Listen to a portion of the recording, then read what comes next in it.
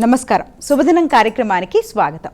మేషరాశి నుంచి మీనరాశి వరకు ద్వాదశ రాశుల వారికి ఈ రోజు ఏ విధంగా ఉంది, నేటి పంచాంగం ఏంటి, నేటి వైశిష్ట్యం ఏంటి ఇత్యాది విషయాలు తెలియజేయడానికి మనతో పాటు స్టూడియోలో సిద్ధంగా ఉన్నారు విశ్వవిద్యాలయ అగ్రశ్రేణి తొలి మహిళా జ్యోతిష్య వాస్తు పట్టభద్ర, పంచాంగకర్త, జ్యోతిష్య మహోపాధ్యాయ, జ్యోతిష శాస్త్రంలో PhD గోల్డ్ మెడలిస్ట్ అయినటువంటి డాక్టర్ ఈడుపుకంటి పద్మజారాణి గారు. వారితో మాట్లాడదాం. ద్వాదశ రాశుల వారికి ఈ రోజు ఏ విధంగా ఉందో అడిగి తెలుసుకుందాం. అమ్మా నమస్కారం. నమస్కారం. నేటి పంచాంగం. అమ్మ, నేటి పంచాంగాన్ని ప్రేక్షకులకు తెలియజేస్తారా? 19/5/2025 శ్రీ విశ్వావసు నామ సంవత్సర ఉత్తరాయణం, వైశాఖ మాసం, కృష్ణపక్షం, సోమవారం. సూర్యోదయం ఉదయం 5:24, సూర్యాస్తమయం సాయంత్రం 6:24, తిథి షష్ఠి ఉదయం 6:11, నక్షత్రం శ్రవణం రాత్రి 7:29, యోగం శుక్ల ఉదయం 5:53, యోగం బ్రహ్మ రాత్రి తెల్లవారుజాము 4:36, కరణము వణిజ ఉదయం 6:11, విష్టి సాయంత్రం 6:05, రాహుకాలం ఉదయం 7:01 నుంచి 8:39, గుళిక్కాలం మధ్యాహ్నం 1:31 నుంచి 3:09, యమగండం ఉదయం 10:16 నుంచి 11:54, అభిజిత్ ముహూర్తం ఉదయం 11:28 నుంచి 12:20, దుర్ముహూర్తం మధ్యాహ్నం 12:20 నుంచి 1:12, దుర్ముహూర్తం మధ్యాహ్నం 2:56 నుంచి 3:48, అమృతకాలం ఉదయం 8:49 నుంచి 10:28, వర్జం రాత్రి 11:30 నుంచి 1:06. ఇది నేటి పంచాంగం. నేటి రాశి ఫలాలు. మేషరాశి.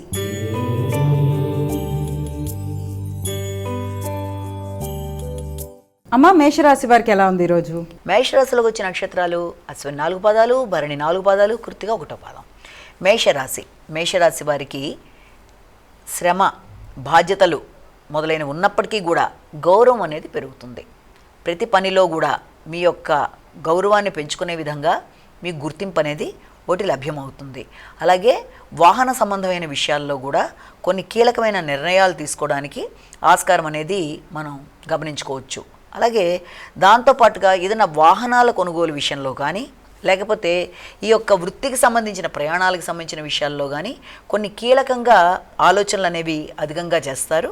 అలాగే దాంతోపాటుగా మీ వ్యక్తిగత ఆలోచనలు అనేవి, అంటే వృత్తిలో కావచ్చు లేకపోతే దేంట్లోనైనా సరే, మీ ఆలోచనలన్నీ ఉపయోగించి మీరు పై వాళ్ళకు కూడా చక్కటి సలహాలు ఇవ్వడానికి కూడా ఆస్కారం అనేది ఉంది. వృషభ రాశి.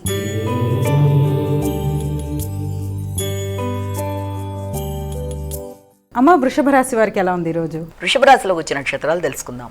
వృషభ రాశిలోకి వచ్చిన నక్షత్రాలు తీసుకున్నట్లయితే మనం ఈ యొక్క కృత్తిక, రోహిణి 4 పాదాలు, మృగశిర 2 పాదాలు. ఈ యొక్క వృషభ రాశి వాళ్ళకి ఈ రోజున ప్రతి కార్యక్రమంలో కూడా చక్కటి ఆలోచనలు వస్తాయి. విదేశీ విద్య కొరకు ప్రయత్నాలు చేస్తారు. దూర ప్రయాణాలకు అవకాశం ఉంది. వ్యక్తుల సహకారం బాగుంటుంది. మీ శక్తి సామర్థ్యాలు పెరుగుతాయి. అలాగే వ్యక్తుల సహకారంతో ఆశించిన ఫలితాలు పొందడానికి చేసే కార్యక్రమాలు చాలా వరకు మీకు అనుకూలంగా ఉంటాయి. అలాగే అన్నిటికంటే ముఖ్యంగా ఉన్నత విద్య కొరకు ప్రయత్నం చేసే వాళ్ళకి కానీ, ఆధ్యాత్మిక ప్రయాణాలు చేసేవారికి కానీ మంచి అవకాశం, అలాగే ఒక చక్కటి ప్రయోజనం అనేది ఏర్పడే సూచనలు కూడా కనబడుతున్నాయి. మిథున రాశి.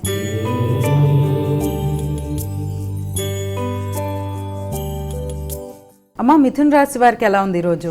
మృగశిర, ఆరుద్ర 4 పాదాలు, పునర్వసు 3 పాదాలు.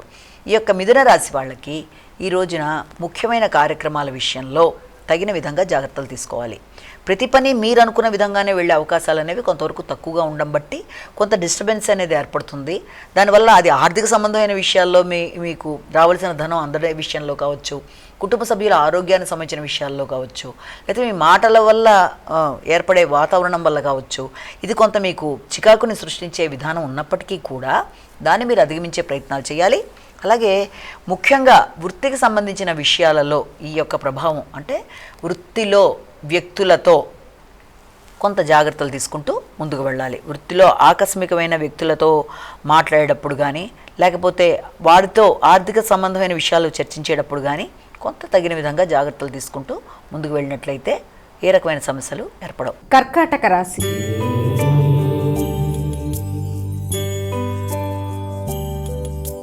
అమ్మ, కర్కాటక రాశి వారికి ఎలా ఉంది ఈరోజు? ఈ కర్కాటక రాశి వాళ్ళకి సంఘంలో గుర్తింపు, గౌరవం, ఆశించిన ఫలితాలు, తర్వాత ఎంతో కాలం నుంచి ఎదురు చూస్తున్న విషయాల్లో కొందరికి అవార్డ్స్ లాంటివి రావడం కానీ, అలాగే సోషల్ మీడియాలో మీ యొక్క ప్రభావం పెరగడం కానీ, మీరు ఎదురు చూసిన వ్యక్తుల దగ్గర నుంచి మీకు సమాచారాలు అందడం కానీ మొదలైన వాటికి ఆస్కారం ఒకటి ఉంది. అలాగే దాంతోపాటుగా ఆధ్యాత్మిక ఆలోచనలు పెరుగుతాయి, ఆధ్యాత్మిక పర్యటనలు పెరుగుతాయి, విదేశీ వ్యవహారాల్లో ఎక్కువ అంటే వ్యక్తులతో మీకు చక్కటి ర్యాపో, అలాగే వాళ్ళ ద్వారా మీకు మంచి అవకాశాలు రావడం కళాకారులకు అనుకూలమైన సమయంగాను కూడా మనం భావించవచ్చు. సింహరాశి.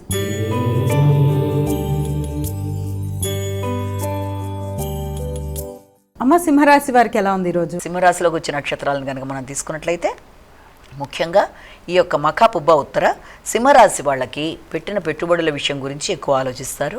అలాగే ఆరోగ్యం గురించి ఎక్కువ శ్రద్ధ తీసుకుంటారు. దాంతోపాటుగా ముఖ్యంగా ఆకస్మికమైన వ్యక్తులు అంటే శత్రువులు ఇబ్బంది పడడానికి మిమ్మల్ని ప్రయత్నాలు చేయడం, తద్వారా వృత్తి సంబంధమైన విషయాల్లో కానీ లేకపోతే దానివల్ల మానసిక చికాకులు కొంత అధికంగా ఉండడం, సంబంధం లేని వ్యక్తుల జోక్యం వల్ల చికాకులు లాంటివి ఏర్పడినా కూడా మీ యొక్క తెలివితేటలతో సమయస్ఫూర్తితో దాన్ని అధిగమించగలుగుతారు మొదటిది. అలాగే ఎక్కడన్నా సరే ధనాన్ని ఖర్చు చేసేటప్పుడు కానీ లేకపోతే ట్రాన్సాక్షన్స్ విషయంలో కానీ తగిన విధంగా జాగ్రత్తలు తీసుకుంటూ ముందుకు వెళ్ళాలి. అలాగే ఆర్థిక సంబంధమైన విషయాల్లో కూడా జాగ్రత్తలు తీసుకుంటూ ముందుకు వెళ్ళాలి. అంటే పెట్టే ఖర్చు విషయంలో చూసుకుంటూ ప్రణాళికాపరంగా ముందుకు వెళ్ళినట్లయితే సమస్య అనేది ఉత్పన్నం కాదు. కన్యా రాశి.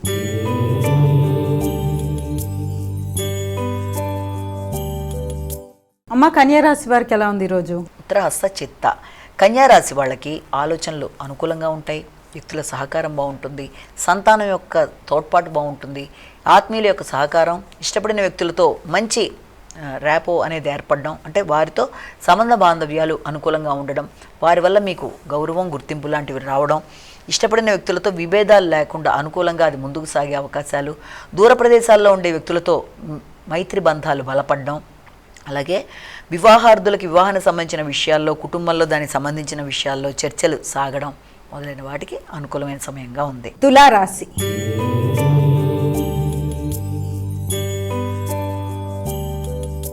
అమ్మ, తులారాశి వారికి ఎలా ఉంది ఈరోజు? తులారాశిలోకి వచ్చే నక్షత్రాలు ప్రధానంగా ఈ యొక్క చిత్త, స్వాతి, విశాఖ 3 పాదాలు.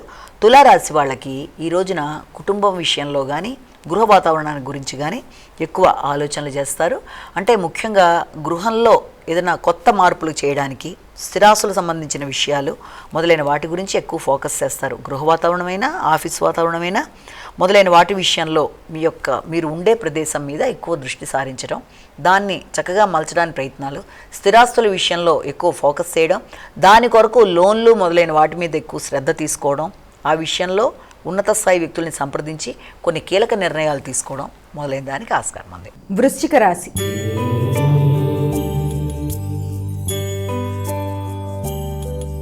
అమ్మ, వృశ్చిక రాశి వారికి ఎలా ఉంది ఈరోజు? వృశ్చిక రాశిలోకి వచ్చే నక్షత్రాలను ప్రధానంగా తీసుకున్నట్లయితే ఈ వృశ్చిక రాశిలో మనకి ఈ యొక్క విశాఖ, అనురాధ, జ్యేష్ఠ వృశ్చిక రాశిలోకి వచ్చే నక్షత్రాలు.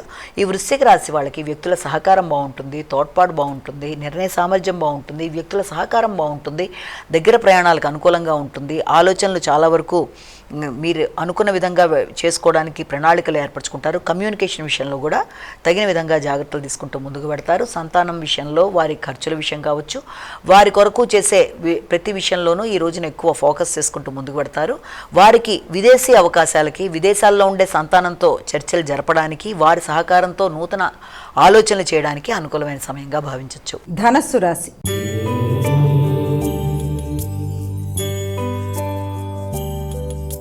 అమ్మ, ధనస్సు రాశి వారికి ఎలా ఉంది? మూల, పూర్వాషాఢ, ఉత్తరాషాఢ 1వ పాదం. ఈ ధనస్సు రాశి వాళ్ళకి ఈ రోజున ముఖ్యంగా ఆర్థిక సంబంధమైన విషయాలలో కొంత ఖర్చులు అనేవి అధికంగా ఉంటాయి. ఆకస్మికమైన ఖర్చులు రావడం బట్టి కూడా కొంత ఘర్షణాత్మకమైన వాతావరణం మానసికంగా ఏర్పడుతుంది.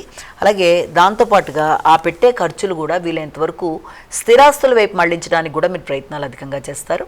ఆ స్థిరాస్తుల కొనుగోలు విషయానికి కానీ లేకపోతే స్థిరాస్తుల విషయంలో తల్లితో సంప్రదించి కానీ మీరు కొన్ని నిర్ణయాలు తీసుకోవడానికి, ముఖ్యంగా వ్యవసాయ భూముల మీద ఆలోచనలు అధికం చేస్తారు. అలాగే స్వగ్రామ సందర్శన మీద కూడా ఆసక్తిని కనబరుస్తారు. ముఖ్యంగా తల్లి, స్వగ్రామం, అలాగే ఈ యొక్క వ్యవసాయం మొదలైన విషయాలన్నిటి మీద ఈ రోజున ఎక్కువ ఫోకస్ చేయడం, విద్యార్థులు విద్యా సంబంధమైన విషయాల మీద ఎక్కువ ఫోకస్ చేయడానికి ఆస్కారం ఉన్న సమయంగా చెప్పచ్చు. మకర రాశి.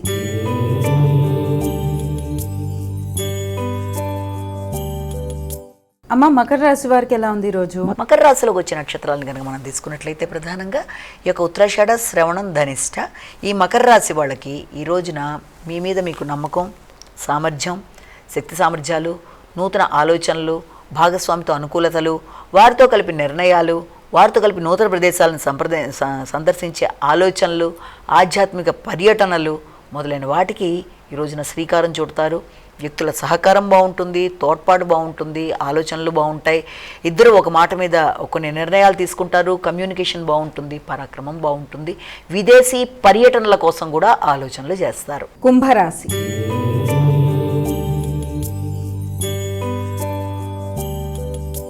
అమ్మ కుంభరాశి వారికి ఎలా ఉంది ఈరోజు? ధనిష్ట, శతభిషం, పూర్వభద్ర ఈ యొక్క కుంభరాశి వాళ్ళకి ఈ రోజున ఆరోగ్య విషయంలో తగిన విధంగా శ్రద్ధ తీసుకుంటూ ముందుకు పెడతారు. దూర ప్రయాణాలకు అవకాశం ఉంది. వృత్తిపరమైన ప్రయాణాలకి, స్థాన చలనాలకి మొదలైన వాటికి ఆస్కారం ఉంది. ఆరోగ్య విషయంలో కూడా తగిన విధంగా శ్రద్ధ తీసుకోవాలి.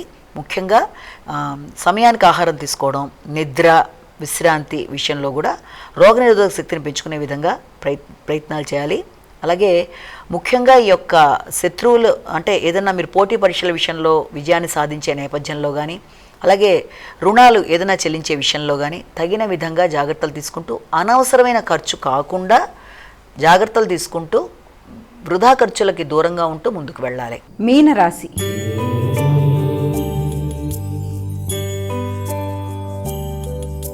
అమ్మ మీనరాశి వారికి ఎలా ఉంది ఈరోజు? సంతానం యొక్క అభివృద్ధి, ఆర్థిక సంబంధమైన విషయాలు, తర్వాత ఆలోచనలు, విదేశీ అవకాశాలు, వృత్తిలో అభివృద్ధి మొదలైన విషయాలు చాలా వరకు మీకు అనుకూలంగా ఉంటాయి. అలాగే అభివృద్ధి విషయంలో కొంత లేట్ అయినప్పటికీ కూడా మీరు తీసుకునే నిర్ణయాలు చాలా చక్కగా ప్రణాళికాపరంగా ఉంటాయి కాబట్టి అనుకూలంగా ఉంటాయి. అలాగే సంతానంతో కలిపి కొన్ని కీలక నిర్ణయాలు తీసుకోవడానికి ఆస్కారం ఉంది.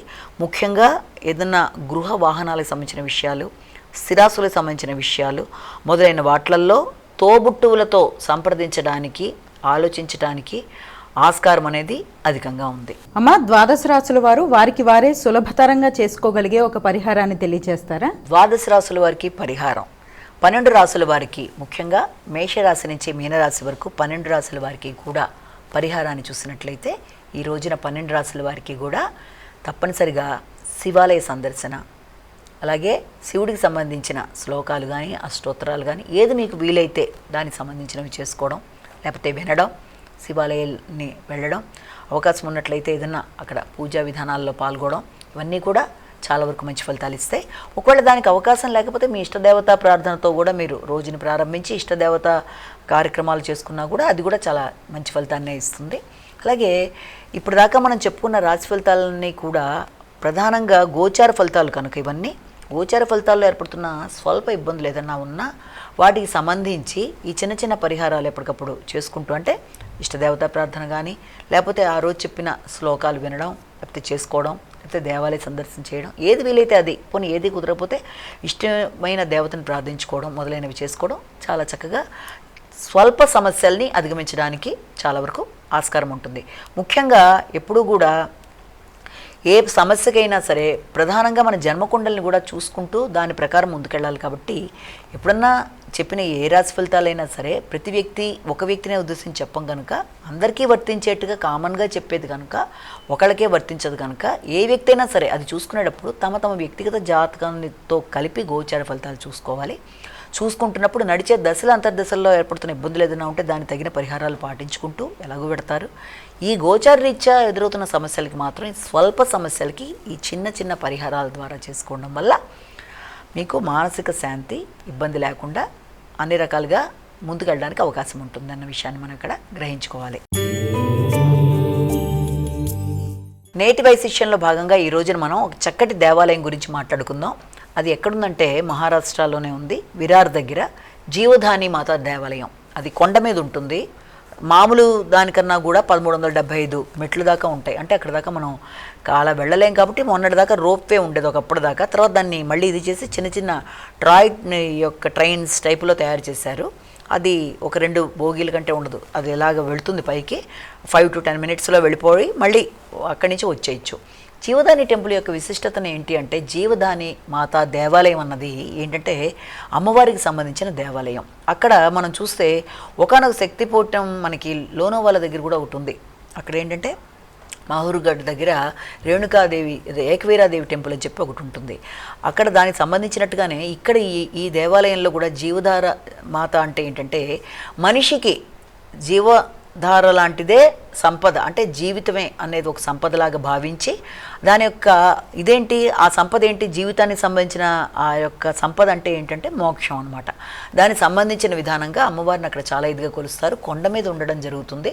ఇది ఎవరు ఏర్పరిచారు ఇది అన్ని, దీని యొక్క కథను కూడా మనం చూసుకున్నట్లయితే ఆ స్థల పురాణంలో అక్కడ దానికి పాండవులు అక్కడికి వచ్చినప్పుడు, ఆ ప్రదేశంలో వాళ్ళు శూర్పణఖ అనే ప్రదేశానికి వచ్చినప్పుడు దాని దొరకు విరార్ అని ఇప్పుడు పేరు వచ్చింది. ఆ ప్రదేశంలో వాళ్ళు వచ్చి అక్కడ పరశురాముడు యొక్క దేవాలయం, విమలేశ్వర దేవాలయం సందర్శించి అక్కడి నుంచి వాళ్ళు ప్రభాస్కి వెళ్ళిపోదామని ప్రయత్నాల్లో ఉండగా ఇక్కడ వాళ్ళు ఆ ప్రదేశానికి వాళ్ళు ముచ్చటపడి అక్కడ ఒక కొండ గుహలో అమ్మవారిది అంటే ఏకవీరాదేవిగా భావించి ఒక ప్రతిష్ఠ చేసి అమ్మవారిని పూజించేవాళ్ళు. అలా చేస్తూ అక్కడ కొంత దూరంలో రకరకాల గుహల్లో కూడా వాళ్ళు చిన్న చిన్నవి అన్నీ ఏర్పరచుకుంటూ, అందరూ స్టే చేయడానికి వీలుగా ఏర్పరచుకుంటూ వాళ్ళు పాండవుల కాలంలో వాళ్ళు అలా చేశారు.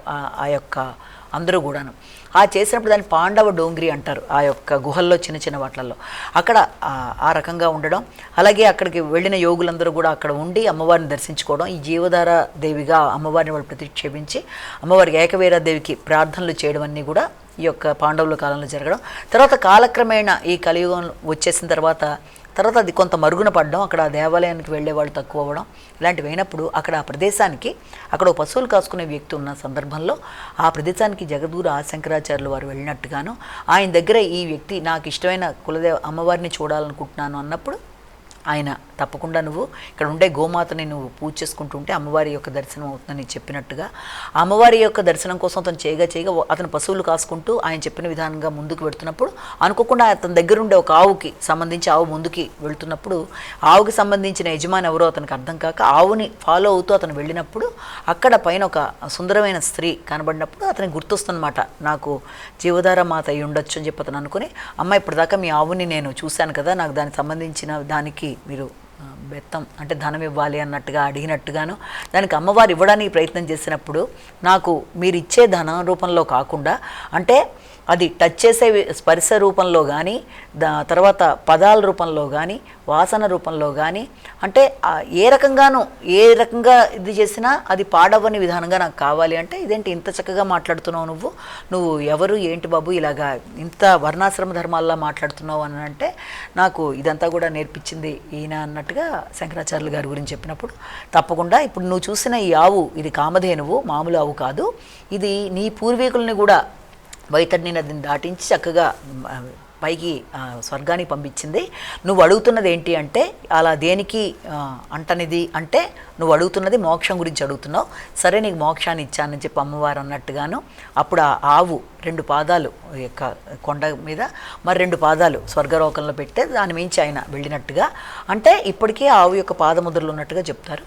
అంటే ఈ జీవధార మాత అంటే ఏంటంటే వ్యక్తికి మోక్షాన్ని అందించే దేవతగా కొలుస్తారు. ఇదంతా కూడా అక్కడ ఉండే ఒకనొక అమ్మాయి చూసి, అమ్మ నాకు కూడా నా బిడ్డను ప్రసాదించమనంటే తప్పకుండా అని చెప్పి అమ్మవారు చెప్తే, నాకే కాదు నాలాగా ఎంతోమంది స్త్రీలకి ఈ రకమైన విషయంలో మీరు సహాయం చేయాలి అంటే తప్పకుండా కలియుగంలో నేను ఇక్కడ ఈ కొండల లోపల కింద భాగంలో నేను ఒక గుహలో కింద నేను ఉంటాను, దాంట్లో మీరు ఎవరినో వచ్చినా ఒక బేటల్ నట్ సంబంధించింది వేసినట్లయితే ఎలా అయితే మాహూర్గఢ్ దగ్గర ఎలా అయితే చేస్తారో అలా ఇక్కడ కూడా నాకు చేసినట్లయితే నేను తప్పకుండా అనుగ్రహిస్తాను అన్నట్టుగా అమ్మవారు చెప్పినట్టుగాను ఇప్పటికీ కూడా అది చాలా చక్కగా ఆ దేవాలయం ఎలా ఉంటుందంటే పైదాకా ఆ ట్రాలీలో వెళ్ళినట్టుగాను అక్కడికి వెళ్ళిన తర్వాత చాలా ఈజీగా దర్శనం, అది నవరాత్రుల్లో చాలా విశేషంగా ఉంటుంది అమ్మవారి దర్శనం. అక్కడ చిన్న కృష్ణుడి దేవాలయం కూడా ఉంటుంది పక్కన, దాన్ని దాటుకుని కనుక మనం ముందుకు వెళ్ళినట్లయితే అమ్మవారి దర్శనం చాలా చక్కగా ఉంటుంది. ఆ ప్రదేశం అంతా కూడా మెట్లెక్కి వెళ్ళడం అనేది చాలా కష్టం కనుక దీంట్లో వెళ్ళొచ్చేయచ్చు తొందరగానే. అక్కడ అమ్మవారికి చక్కగా నవరాత్రి సందర్భంలో విశేషంగా పూజలు అవి చేస్తూ ఉంటారు. అలాగే అమ్మవారికి చక్కటి లేటెస్ట్గా మంచి పాలరాతి విగ్రహంలాగా పెట్టారు. ఆ కొండ కింద గుహలో ఎక్కడో అమ్మవారు ఉన్నట్టుగానే చెప్తారు. కాబట్టి ఇది జీవదాని మాత అంటే అర్థం ఏంటంటే వ్యక్తికి జీవనము అనేది ధారగా ఇచ్చేది. ఆ సంపద ఏదో కాదు, జీవధార అంటే ఏంటంటే మోక్షం అన్నట్టుగా, వ్యక్తికి కావాల్సిన సంపద అదే అన్నట్టుగా ఆ దాంట్లో అర్థం. మొత్తం నార్త్ ఇండియన్స్ అక్కడ విరార్ అంటే ఇది కూడా ముంబైకి దగ్గరగానే ఉంది, ఒక 80 కిలోమీటర్స్ దూరంలో వెళ్ళినట్లయితే విరార్ అంటారు ఈ ప్రదేశాన్ని.